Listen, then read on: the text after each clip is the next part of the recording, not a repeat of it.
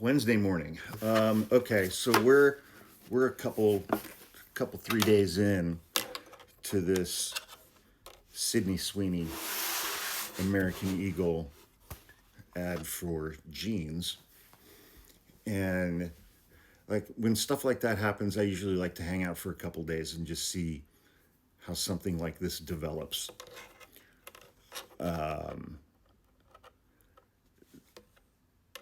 Lots of TikToks about this video from all sides.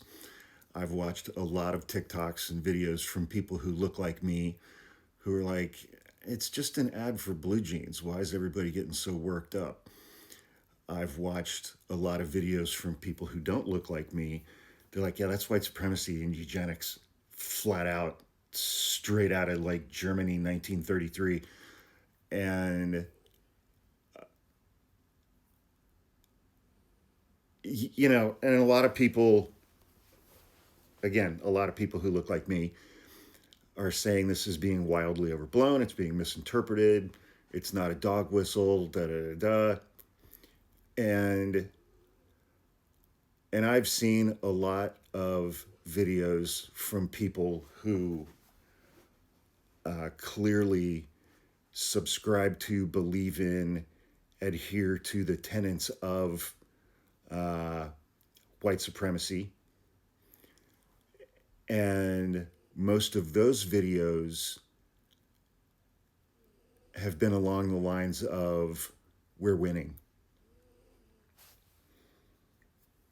We have corporations now that are using our language. We're winning. And that's kind of what I was waiting for before I jump in and offer my 2 cents, because it's like, I know a little bit about history. I know a little bit about the history of this country. And, all of the people who look like me who are downplaying this and saying that the reaction is overblown, even if they're just being naive, I know that those people don't have the life experiences in the United States that people who don't look like me have. The life experience in the United States that they have. And so I put a greater weight on those voices, folks who have lived a different United States than I've lived. But the key component for me is when the people who are overtly MAGA, who are overtly racist, who are overtly bigoted, when those folks are making videos in response to this ad by saying, we are winning because corporations are bending to our will now. They are being forced to use our language now. And if you're a person who looks like me and you see those videos and you're still downplaying a message from this ad campaign, because look, I mean, let's be real about this. This ad campaign, it's not accidental. What these folks see in that ad campaign, I really don't believe was the primary message that an American clothing brand was intending to send. But I guarantee you, there were multiple people involved in this ad campaign and were like, hey, that could be really problematic for a lot of reasons. And I guarantee there were a lot of other people who, involved in this campaign who thought maybe thought that it would be edgy, and that it would spark controversy. And American Eagle's stock price has gone up this week. I mean, yay, capitalism.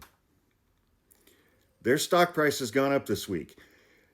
There is not one single person involved in putting this ad campaign together and putting this ad campaign out who was unaware that this was at least a significant possibility that this ad would be received in different ways by different demographics. They knew, they had been advised. I'm sure somewhere in the meeting somebody was like, hey, this sounds a lot like the 14 words. and an analysis took place. And the end of that analysis was like, let's do it anyway. It'll get us attention. It'll get us attention. In this environment, in July of 2025, in the United States of America, 6-7 months into a racist, fascist, theocratic state, the folks at American Eagle knew that even if they put this ad campaign out and it contained these potential connotations, that it would put them in the spotlight.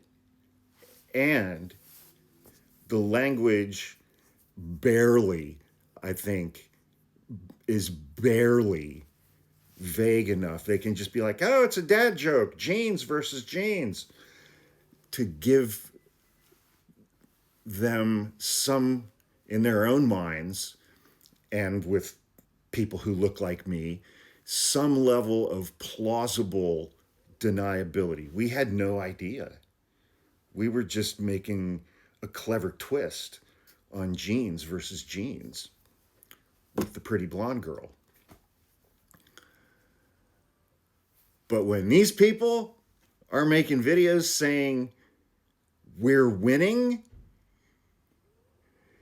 and you got all kinds of black folks and people of color going, this is white supremacy and eugenics. And the number of people who look like me who are willing to ignore both of those, that's problematic. That's problematic. But yeah, I pay attention to the voices that aren't mine. Black folks and people of color, avowed white supremacists. Because I think those two groups have it accurately dialed in on this.